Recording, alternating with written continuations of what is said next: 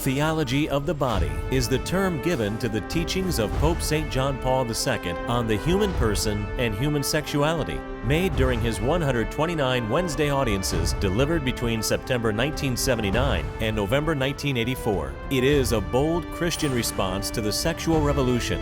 It conveys the traditional truths of the faith and morals in a new, accessible, and relatable way.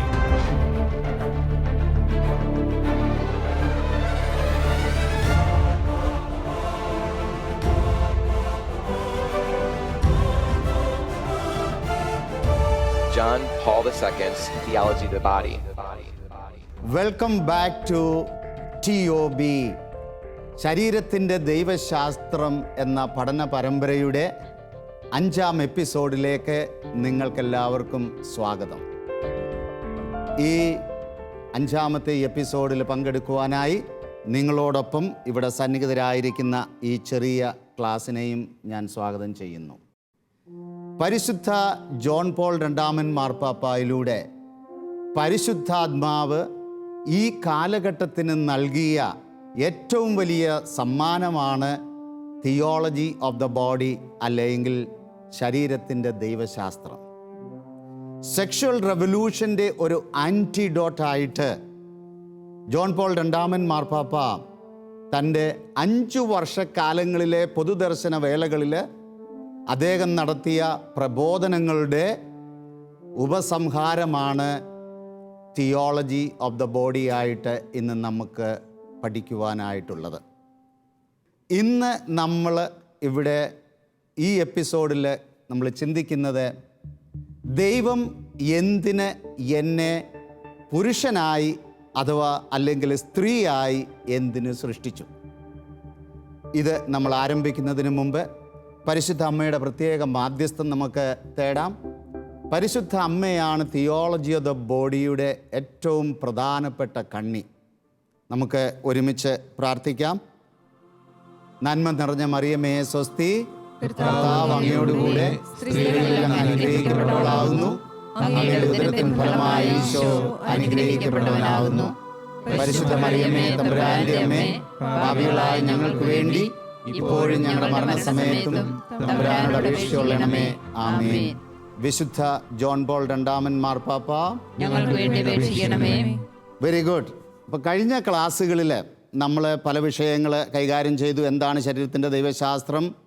മനുഷ്യൻ്റെ ശരീരത്തിനാണോ ആത്മാവിനാണോ കൂടുതൽ പ്രാധാന്യം നൽകേണ്ടത്? എന്താണ് മരണത്തിന് ശേഷം നമുക്ക് സംഭവിക്കുക? ഉയർത്തെഴുന്നേറ്റ മനുഷ്യൻ, ഇതൊക്കെ നമ്മൾ കഴിഞ്ഞ എപ്പിസോഡുകളിൽ ഡിസ്കസ് ചെയ്തു. അപ്പം ഞാൻ ഒരു ചോദ്യം ചോദിച്ചുകൊണ്ട് ഈ എപ്പിസോഡ് ആരംഭിക്കുകയാണ്. എന്തിനാണ് നമുക്കൊരു ശരീരം ദൈവം നൽകിയത്? പെട്ടെന്ന് പറയാം. നമ്മുടെ ശരീരത്തിലൂടെ ദൈവത്തെ വെളിപ്പെടുത്തുന്നതിന് വേണ്ടി. Very good. നമ്മുടെ ശരീരത്തിലൂടെ ദൈവം വെളിവാക്കപ്പെടുന്നു. Our body reveals God. അതുകൊണ്ട് നമ്മൾ കണ്ടു, ശരീരം ഒരർത്ഥത്തിൽ ഒരു കൂദാശയാണ്. ശരീരം ഒരു കൂദാശയാണ്. The invisible become visible through our body. Very good. ഇനി നമ്മൾ വിഷ്വൽ നമുക്ക് അവിടേക്കൊന്ന് വായിക്കാം. TOB എന്നുള്ളത് തിയോളജി ഓഫ് ദ ബോഡി 19ാം കാറ്റക്കിസസിൻ്റെ 4ാമത്തെ പാരഗ്രാഫ്. അദൃശ്യമായ ആത്മീയ സ്വർഗീയ മണ്ഡലങ്ങളെ ദൃശ്യവൽക്കരിക്കാൻ ശരീരത്തിന് മാത്രമേ സാധിക്കൂ. പ്രാചീന കാലം മുതൽ മറയ്ക്കപ്പെട്ടിരുന്ന രഹസ്യത്തെ ഈ ലോകത്തിന് കാണാൻ സാധിക്കുന്ന വിധത്തിൽ പകർത്താനായി നിർമ്മിക്കപ്പെട്ട ശരീരം ആ രഹസ്യത്തിൻ്റെ ഒരു അടയാളം കൂടിയാണ്. ദൈവം അനാദി മുതൽ വെളിപ്പെടുത്തുവാനിരുന്ന ഒരു രഹസ്യം നമ്മുടെ ശരീരത്തിലൂടെ വെളിവാക്കപ്പെടുന്നു. അതാണ് നമ്മളവിടെ മനസ്സിലാക്കിയത്. അപ്പം നമ്മുടെ ശരീരം എന്തിനു വേണ്ടി സൃഷ്ടിക്കപ്പെട്ടു? ഈ രഹസ്യം ട്രാൻസ്ഫർ ചെയ്യുവാൻ വേണ്ടിയിട്ട്. ഈ രഹസ്യം, ഈ ദൈവീക രഹസ്യം, അത് നമ്മളിൽ, നമ്മുടെ ശരീരത്തിലൂടെ ഈ ലോകത്തിന് പ്രകടമാകുവാനായിട്ടാണ്. ആ ദൈവീക രഹസ്യം എന്താണ്? ഇത് നമ്മൾ കാണാൻ പോവുകയാണ്. നമുക്ക് വീണ്ടും അവിടേക്ക് നോക്കാം. എന്താണ് ഈ ദൈവീക രഹസ്യം? മതബോധന ഗ്രന്ഥം 221 നമ്മളെ ഒരു ക്രിസ്ത്യാനിയെ സംബന്ധിച്ചിടത്തോളം, ഒരു ദൈവവിശ്വാസിയെ സംബന്ധിച്ചിടത്തോളം ഏറ്റവും പ്രധാനപ്പെട്ട ഒരു ഭാഗമാണ് ഇത്. നമ്മൾ മനഃപ്പാഠമാക്കുന്നത് വളരെ നല്ലതാണ്. മതബോധന ഗ്രന്ഥം 221 പാരഗ്രാഫ്. അപ്പോൾ അവിടെ ഇതാണ്, ദൈവം സ്നേഹമാണ് എന്ന് വിശുദ്ധ യോഹന്നാൻ ചിന്തിക്കുമ്പോൾ ദൈവത്തിൻ്റെ എസൻസ് തന്നെ സ്നേഹമാണ്. എന്താണ്? സ്വന്തം ഏകജാതനെയും സ്നേഹാത്മാവിനെയും സമയത്തിൻ്റെ തികവിൽ അയച്ചുകൊണ്ട് ദൈവം തൻ്റെ അതിഗൂഢമായ രഹസ്യം വെളിപ്പെടുത്തി. The mystery is being revealed. ദൈവത്തിൻ്റെ സീക്രട്ട് നമുക്ക് പിടികിട്ടി. എന്താ ദൈവത്തിൻ്റെ സീക്രട്ട് ഇവിടെ പറയുന്നത്? ദൈവം സ്നേഹമാണ്. പിതാവ്, പുത്രൻ, പരിശുദ്ധാത്മാവ്, ഈ ത്രിത്വൈക ദൈവം അവർ പരസ്പരം നിത്യമായ സ്നേഹത്തിൻ്റെ ഒരു പരസ്പര ദാനമാണ്, ഒരു ഒഴുക്കാണ്. The eternal exchange of love. ഇതാണ് ആ സീക്രട്ട് ദൈവത്തിൻ്റെ. അപ്പോൾ ഈ ദൈവത്തിൻ്റെ സീക്രട്ട് അത് നമ്മുടെ ശരീരത്തിലേക്ക് ട്രാൻസ്ഫർ ചെയ്ത് അത് വെളിപ്പെടുത്തിക്കൊണ്ട് ദൈവം കാലത്തിൻ്റെ തികവിലെ യേശു ക്രിസ്തുവിലൂടെ പരിശുദ്ധാത്മാവിലൂടെ അത് നമുക്ക് വെളിപ്പെടുത്തി തന്നു. ഇത് വലിയൊരു സീക്രട്ടാണ്. പലപ്പോഴും നമ്മുടെ ശരീരത്തെക്കുറിച്ച് നമുക്ക് മനസ്സിലാക്കാൻ സാധിക്കാതെ വരുമ്പോൾ ഈ ദിവ്യ രഹസ്യം എന്തായിരുന്നു എന്ന് നമ്മൾ വീണ്ടും വീണ്ടും അത് ആലോചിച്ച് റിഫ്ലക്റ്റ് ചെയ്യുന്നത് ജീവിതത്തിൽ വളരെയധികം മാറ്റങ്ങൾ നമുക്ക് വരുത്താൻ സാധിക്കും. അപ്പോൾ ഇനിയും നമുക്ക് വീണ്ടും വിഷ്വൽ കാണാം. ഒന്ന് വായിക്കാവോ ആർക്കെങ്കിലും? ദൈവം സ്നേഹമാകുന്നു. സ്വയം ദാനമായി നൽകുന്ന സ്നേഹത്തിലുള്ള ഐക്യവും കൂട്ടായ്മയുമാണ് ദൈവം. സ്വയം ദാനം. ഇപ്പം എങ്ങനെയുള്ള സ്നേഹമാണ് ഈ ദൈവിക സ്നേഹമെന്ന് പറയുമ്പോൾ? ഇന്നത്തെ ലോകം സ്നേഹത്തെക്കുറിച്ച് വളരെയധികം മിസ്റെപ്രസെൻ്റ് ചെയ്ത് സ്നേഹത്തെ വളരെയധികം വളച്ചു തിരിച്ച് സ്നേഹത്തെ മനസ്സിലാക്കുകയും ഡിഫൈൻ ചെയ്യുന്ന ഒരു കാലഘട്ടത്തിലാണ് നാം ജീവിക്കുന്നത്. ഇതാണ് യഥാർത്ഥമായ സ്നേഹം. അത് ദൈവത്തിൻ്റെ ഈ സീക്രട്ട് നമുക്ക് വെളിപ്പെടുത്തപ്പെട്ടു. എന്താണ് യഥാർത്ഥമായ സ്നേഹം? ഇവിടെ എന്താ നമ്മൾ വായിച്ചത്? സ്വയം ദാനമായി നൽകുന്ന സ്നേഹത്തിലുള്ള ഐക്യം, കൂട്ടായ്മ, ഇതാണ് സ്നേഹം യഥാർത്ഥത്തിൽ. അതുകൊണ്ടാണ് പറയുന്നത് God is A self giving gift, A union and communion of self giving gift എന്ന് പറയുന്നത്. ജോൺ പോൾ രണ്ടാമൻ മാർപ്പാപ്പ പറഞ്ഞു വളരെ വ്യക്തമായിട്ട്, ഇതിൻ്റെ പ്രതീകങ്ങളാണ് നമ്മുടെ ശരീരങ്ങൾ. ദൈവം നമ്മെ ആണും പെണ്ണുമായി സൃഷ്ടിച്ചപ്പോൾ ഈ സീക്രട്ടാണ് നമ്മുടെ ശരീരത്തിൽ അങ്ങ് സ്റ്റാമ്പ് ചെയ്ത് തന്നത്. മനസ്സിലാവുന്നുണ്ടോ? അപ്പോൾ ഇവിടെയാണ് നമ്മൾ സ്നേഹത്തെ യഥാർത്ഥമായിട്ട് ശക്തമായിട്ട് മനസ്സിലാക്കേണ്ടത്. ദൈവം സ്വയം ദാനമായി നൽകുന്ന. അപ്പോൾ ഏത് സ്നേഹവും സ്നേഹമാണോ ഇല്ലയോ എന്ന് നമുക്ക് ടെസ്റ്റ് ചെയ്ത് നോക്കുവാൻ എന്താ നിങ്ങൾക്ക് തോന്നുന്നത്? ഈസി മെത്തേഡ് എന്താ? ആ സ്നേഹത്തിൽ എന്തുണ്ടാകണം? സ്വയം ദാനമായി കൊടുക്കുന്ന ഒരു പ്രകൃതം ആ സ്നേഹത്തിനുണ്ടാകണം. പലപ്പോഴും നമ്മുടെ ചുറ്റും നമ്മൾ കാണുന്ന സ്നേഹത്തെ എങ്ങനെയുള്ള സ്നേഹമാണ്? നമ്മൾ വാങ്ങിക്കുന്ന സ്നേഹമായിട്ടാണ്. അതുകൊണ്ടാണ് പലപ്പോഴും സ്നേഹത്തിന് അതിൻ്റെ പൂർണ്ണതയിൽ നമുക്ക് അനുഭവിക്കുവാൻ സാധിക്കാത്തത്. നമുക്കൊരിക്കലും ആ സ്നേഹത്തെ പൂർണ്ണതയിൽ അനുഭവിക്കുവാൻ സാധിക്കാത്തത് അതിൽ ഈ സ്വയം ദാനത്തിൻ്റെ ഏത് സ്നേഹം? നിങ്ങളെ യഥാർത്ഥത്തിൽ മാതാപിതാക്കളെ മക്കൾക്ക് വേണ്ടി സ്വയം ദാനമായി തീരുന്ന സ്നേഹം, അത് ഈ സ്നേഹത്തിൻ്റെ പ്രതിഫലനമാണ്. ഭാര്യയും ഭർത്താവും പരസ്പരം സ്വയം ദാനമായി തീരുന്ന സ്നേഹം, ഈ സ്നേഹത്തിൻ്റെ അത് പ്രതീകമാണത്. ഏത് സ്നേഹവും നമ്മൾ എടുത്തു നോക്ക്, ഈ സ്വയം ദാനത്തിൻ്റെ എലിമെൻ്റ് അവിടെയുണ്ടെങ്കിൽ അത് ദൈവീക സ്നേഹത്തിൻ്റെ ഭാഗമാണ്, പ്രതീകമാണ്. അപ്പോൾ ഇത് നമ്മൾ മനസ്സിലാക്കുമ്പോൾ നമ്മുടെ ശരീരത്തിലെല്ലാം ഈ സ്നേഹിക്കുവാനുള്ള ഒരു കഴിവ് ദൈവം സ്റ്റാമ്പ് ചെയ്തിട്ടുണ്ട്. നമുക്ക് വിഷ്വലിലേക്ക് നോക്കാം. ഇതിനെയാണ് ദാമ്പത്യപരമായ ശരീരത്തിൻ്റെ അർത്ഥം, അല്ലെങ്കിൽ then spousal meaning of the body, nuptial union എന്നൊക്കെ നമ്മൾ പറയുന്നത്. നമ്മുടെ എല്ലാവരുടെയും ശരീരത്തിൽ ഈ സ്നേഹിക്കാനുള്ള കഴിവ് ദൈവം നമ്മെ ആണും പെണ്ണുമായി സൃഷ്ടിച്ചപ്പോൾ ഇങ്ങനെ സ്റ്റാമ്പ് ചെയ്ത് ഇങ്ങോട്ടേക്ക് വിട്ടിരിക്കുക. ദൈവത്തിൻ്റെ ആ നേച്ചർ നമ്മളിൽ അങ്ങ് സ്റ്റാമ്പ് ചെയ്തു. അപ്പോൾ സ്വയം ദാനമായി നൽകുന്ന ഒരു സ്നേഹത്തിനു വേണ്ടി നമ്മൾ സൃഷ്ടിക്കപ്പെട്ടവരാണ്, ആണും പെണ്ണുമായിട്ട്. നമുക്ക് ഇതൊന്ന് വായിക്കാം. നിത്യമായ അവിടുത്തെ സ്നേഹത്തിൻ്റെ കൈമാറ്റത്തിൻ്റെ ഒരു സൃഷ്ട പതിപ്പിൽ പങ്കുചേരാനുള്ള വിളി നമ്മുടെ ശരീരങ്ങളിലും ലൈംഗികതയിലും അവിടുന്ന് മുദ്രണം ചെയ്തിരിക്കുന്നു. അപ്പം നമ്മെ ആണായി സൃഷ്ടിച്ചുകൊണ്ട്, നമ്മൾക്ക് പെണ്ണിൻ്റെ ശരീരം തന്നുകൊണ്ട്, ആണിൻ്റെ ശരീരം തന്നുകൊണ്ട് ദൈവം ഈ കഴിവ് നമ്മളിൽ സ്റ്റാമ്പ് ചെയ്തിരിക്കുന്ന എന്താണെന്നറിയാവോ? നമ്മൾ കണ്ടു ദൈവത്തിൻ്റെ സീക്രട്ട് അതൊരു അൺക്രിയേറ്റഡ് ലവ് ആണ്. ജോൺ പോൾ രണ്ടാമൻ മാർപ്പാപ്പ പറയുന്നു, that is an uncreated love, Trinitarian ദൈവത്തിൻ്റെ സ്നേഹം. പക്ഷെ നമ്മളുടെ ഈ ശരീരത്തിൽ സ്റ്റാമ്പ് ചെയ്തിരിക്കുന്നത് ഇതൊരു ക്രിയേറ്റഡ് ലവ് ആണ്. പക്ഷേ എങ്കിൽ ഇറ്റ് ഈസ് എ റിപ്ലിക്ക, ഇത് അതിൻ്റെ പ്രതീകമാണ്. അതുകൊണ്ടാണ് നമ്മൾ ഉൽപ്പത്തി മുതൽ കാണുന്നത്, ദൈവം പുരുഷനും ആണും പെണ്ണുമായി അവരെ സൃഷ്ടിച്ചു, അവരെ ബ്ലെസ് ചെയ്തു.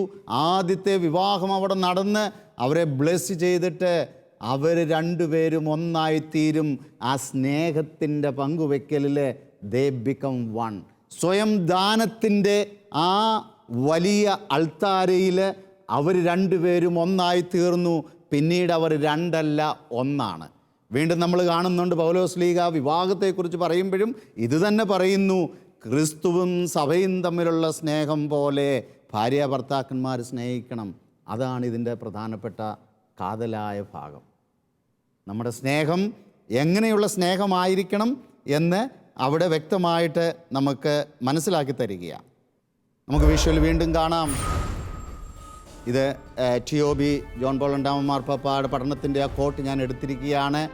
മനുഷ്യർ തമ്മിലും മനുഷ്യനും ദൈവവും തമ്മിലുമുള്ള കൂട്ടായ്മയിലേക്കുള്ള വിളിയാണ് മനുഷ്യൻ്റെ ജീവിതത്തിൻ്റെ അന്തസത്ത.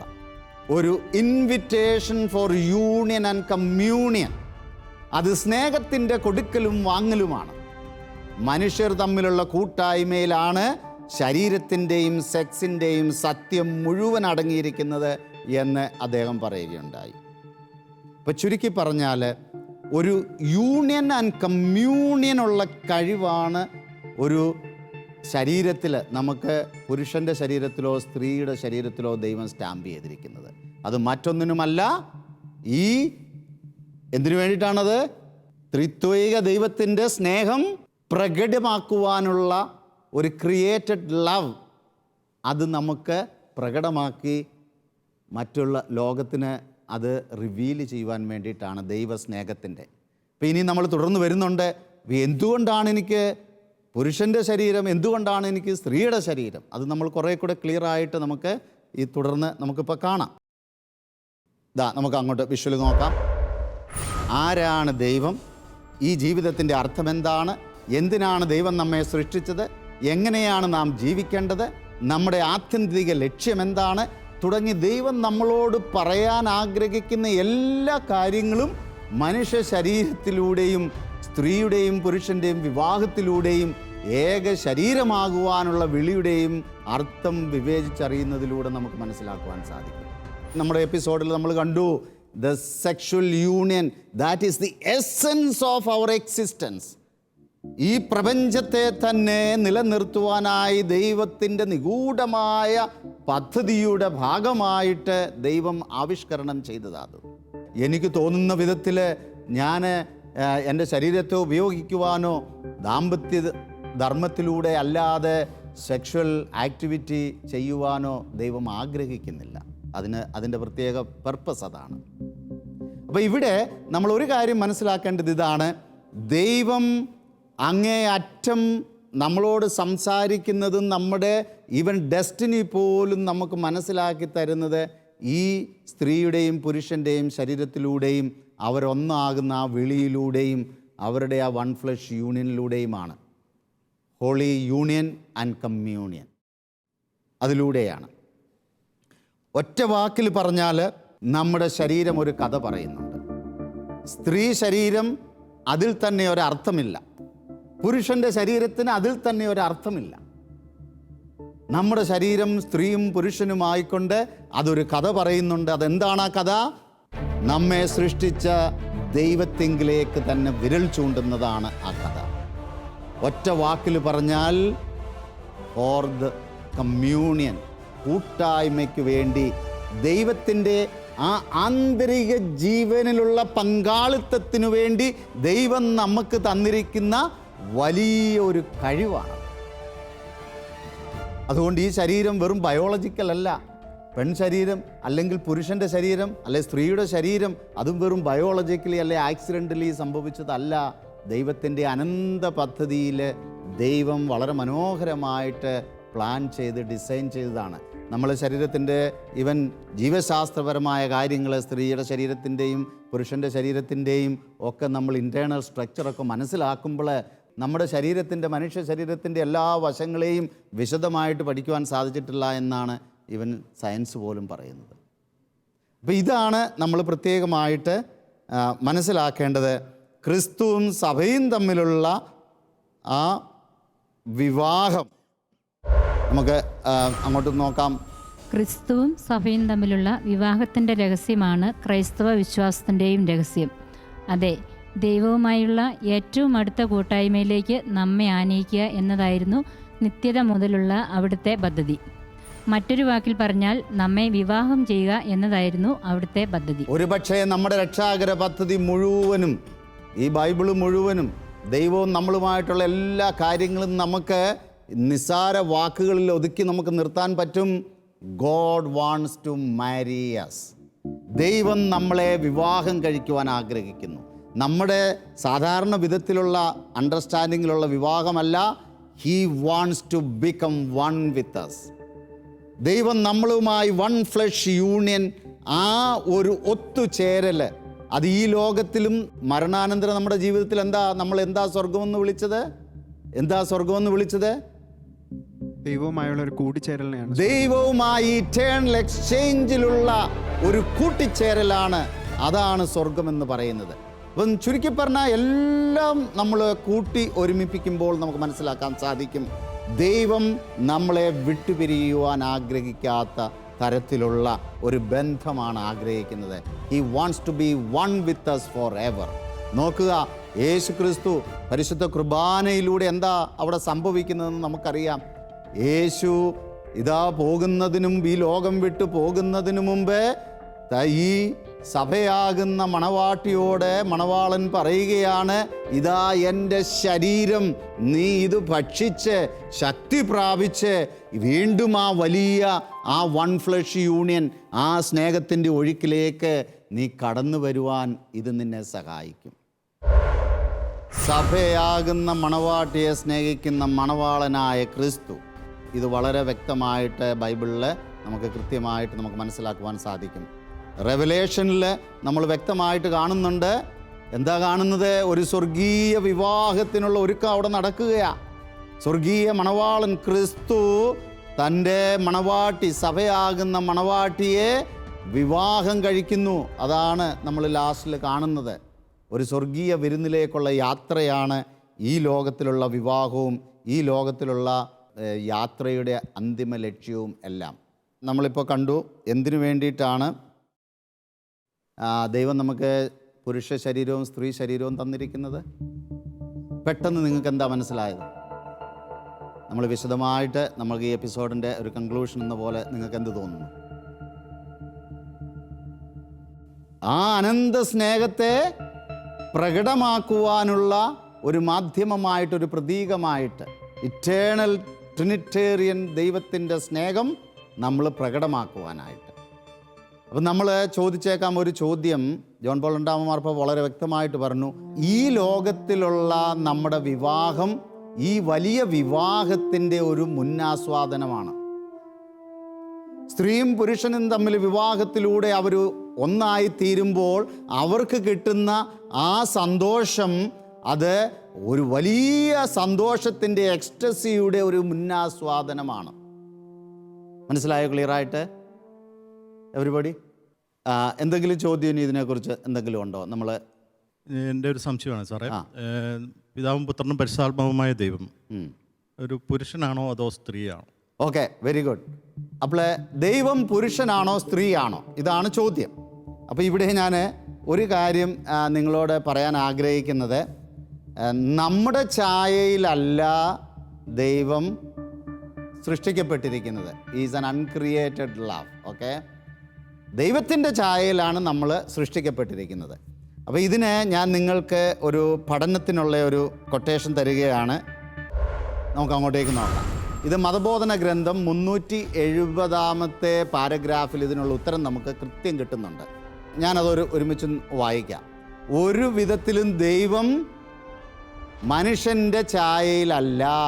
അപ്പോൾ നമ്മളിതിനെ നമ്മുടെ കൊച്ചു ബുദ്ധിയിൽ തിരിച്ചു വെക്കുന്നത് കൊണ്ടാണ് പലപ്പോഴും ഈ സംശയം വരുന്നത്. അവിടെ ഇതാണ് സഭ നമ്മളോട് പറയുന്നത്, അവിടുന്ന് പുരുഷനുമല്ല സ്ത്രീയുമല്ല.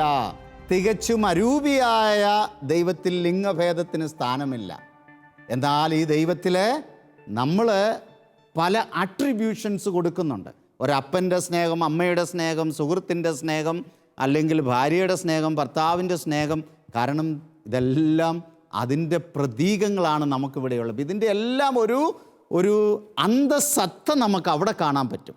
കാരണം നമ്മളിവിടെ കാണുന്ന എല്ലാ തരത്തിലുള്ള സ്നേഹവും എന്തിൻ്റെ റിഫ്ലക്ഷനാണ്? അതിൻ്റെ ഒരു പ്രതീകമാണ്. അപ്പോൾ ഈ ചോദ്യം പലപ്പോഴും നമ്മൾ ഇങ്ങനെ ചിന്തിക്കുമ്പോഴാണ്, അപ്പം നമ്മുടെ ആണ് അല്ലെ പെണ്ണെന്നുള്ള കോൺസെപ്റ്റിൽ നമ്മൾ ദൈവത്തെ എടുത്തു വെക്കാതെ ഇതെന്താണ് നമ്മുടേത്, it is a reflection from there. അപ്പം നമ്മുടെ ഛായ അല്ല ദൈവത്തിനുള്ളത്, ദൈവത്തിൻ്റെ ഛായയാണ് നമുക്കുള്ളത്. അപ്പോൾ മതബോധന ഗ്രന്ഥം 370 നമുക്ക് വളരെ വ്യക്തമായിട്ട് അതിനുള്ള ഉത്തരം തരുന്നുണ്ട്. അപ്പോൾ നമ്മൾ ഇന്നത്തെ ഈ എപ്പിസോഡിൽ നമ്മളെ എന്തിനാണ് ദൈവം സ്ത്രീയും പുരുഷനുമായി സൃഷ്ടിച്ചത് എന്നുള്ളതിൻ്റെ ഒരു ക്ലാരിറ്റി നമുക്ക് കിട്ടിയിട്ടുണ്ട്. അപ്പോൾ നിങ്ങൾക്ക് അതൊന്ന് ചുരുക്കി പറയാമോ? ആർക്കെങ്കിലും എന്തിനാണ് ദൈവം നമ്മളെ സ്ത്രീയും പുരുഷനുമായി സൃഷ്ടിച്ചത്? ആരാ പറയുന്നേ? ടീച്ചർ. ദൈവത്തെ നമ്മുടെ ശരീരത്തിലൂടെ വെളിപ്പെടുത്തുന്നു. ഓക്കെ. ദൈവം സ്നേഹമാണ്. ദൈവത്തിൻ്റെ സ്നേഹത്തിൻ്റെ പ്രത്യേകത സ്വയം ദാനമാണ്. ആ സ്നേഹം കൂട്ടായ്മയാണ് അതിൻ്റെ മറ്റൊരു പ്രത്യേകത. Very good. നമ്മൾ ഇനിയും വേറൊരു പ്രധാനപ്പെട്ട പോയിന്റും കൂടെ നമ്മൾ ഈ എപ്പിസോഡിൽ കവർ ചെയ്തു. ആർക്ക് പറയാൻ പറ്റുമോ അത്? Very good. ഭാര്യ ഭർത്താക്കന്മാർ അവരുടെ ദാമ്പത്യ ധർമ്മത്തിൽ അവർക്ക് ലഭിക്കുന്ന ആ സന്തോഷം, അവർ ജീവിതാവസാനം ദൈവത്തിൽ വിലയം പ്രാപിക്കുമ്പോൾ അവർക്ക് ലഭിക്കാൻ പോകുന്ന വലിയ സന്തോഷത്തിൻ്റെ ഒരു ചെറിയ മുൻ ആസ്വാദനമാണ്. വണ്ടർഫുൾ. അപ്പോഴേ നമ്മളെ സ്ത്രീയും പുരുഷനുമായി ദൈവം ഈ ലോകത്തിൽ യൂണിയൻ ആൻഡ് കമ്മ്യൂണിയൻ ഉള്ള കപ്പാസിറ്റി തന്ന് ഈ ലോകത്തിലേക്ക് വിട്ടിരിക്കുന്നത് ഒരടയാളമാകാനാ. എന്തടയാളം? ഒരു ചെറിയ മുന്നാസ്വാദനമാണ്. വലിയ ആ സന്തോഷത്തിൻ്റെ ഇറ്റേണൽ എക്സ്ചേഞ്ച് ഓഫ് ലവിൽ നമുക്ക് കിട്ടാൻ പോകുന്ന ആ വലിയ എക്സ്റ്റസിയുടെ ഒരു മുന്നാസ്വാദനം. വണ്ടർഫുൾ. അപ്പോൾ ഇത് നമ്മൾ വളരെ വ്യക്തമായിട്ട് നമ്മൾ മനസ്സിലാക്കി നമ്മൾ മറ്റുള്ളവർക്ക് പറഞ്ഞു കൊടുക്കണം. അവിടെ വിവാഹ ബന്ധങ്ങൾക്ക് വലിയ ഉറപ്പുണ്ടാകും. ഇന്ന് നമ്മുടെ യുവജനങ്ങളുടെ ഇടയിലുള്ള confusions, how far is to far എന്ന് പറഞ്ഞാൽ എനിക്ക് എവിടെ വരെ എൻ്റെ ബന്ധങ്ങളിൽ അതിർത്തി വരമ്പുകൾ നിശ്ചയിക്കണം എന്ന് പറയുന്നതിൻ്റെ അർത്ഥം നമുക്ക് വിവാഹത്തിന് മുമ്പ് ലൈംഗികമായിട്ടുള്ള പ്രവർത്തികൾ ചെയ്യുവാൻ പറ്റുമോ? ഇങ്ങനെയുള്ള 100 ചോദ്യങ്ങൾക്ക് ഇത് വളരെ വ്യക്തമായ ഉത്തരം നമുക്ക് ലഭിക്കുന്നുണ്ട്. അപ്പോൾ ഈ എപ്പിസോഡ് നമ്മളിവിടെ നിർത്തുകയാണ്. അടുത്ത എപ്പിസോഡിൽ വീണ്ടും നമുക്ക് കാണാം. Until then, bye bye. God bless you. നിങ്ങളുടെ വിലപ്പെട്ട അഭിപ്രായങ്ങളും നിർദ്ദേശങ്ങളും സംശയങ്ങളും ഞങ്ങളെ അറിയിക്കുക. info@tobforlife.org. അടുത്ത എപ്പിസോഡിൽ നമ്മൾ പഠിക്കുവാൻ പോകുന്നത് ദൈവത്തിൻ്റെ ഛായയിലും സാദൃശ്യത്തിലും നമ്മൾ സൃഷ്ടിക്കപ്പെട്ടിരിക്കുന്നു എന്ന് പറയുന്നതിൻ്റെ അർത്ഥം എന്താണ്? അത് നമ്മൾ വിവരിച്ച് മനസ്സിലാക്കുവാൻ നമുക്ക് സാധിക്കും. The law of the gift. പിതാവ്, പുത്രൻ, പരിശുദ്ധാത്മാവ് തമ്മിലുള്ള ബന്ധം നമ്മുടെ പ്രാവർത്തികമായിട്ട് നമ്മുടെ ജീവിതത്തിൽ എങ്ങനെ നമുക്ക് ആഴപ്പെടുത്തുവാൻ, നമുക്ക് പ്രതിഫലിപ്പിക്കുവാൻ സാധിക്കും. ഇങ്ങനെ തുടങ്ങിയ പല ചോദ്യങ്ങൾക്കും നമ്മൾ ഉത്തരം കണ്ടെത്തുകയാണ്. John Paul II's Theology of the Body.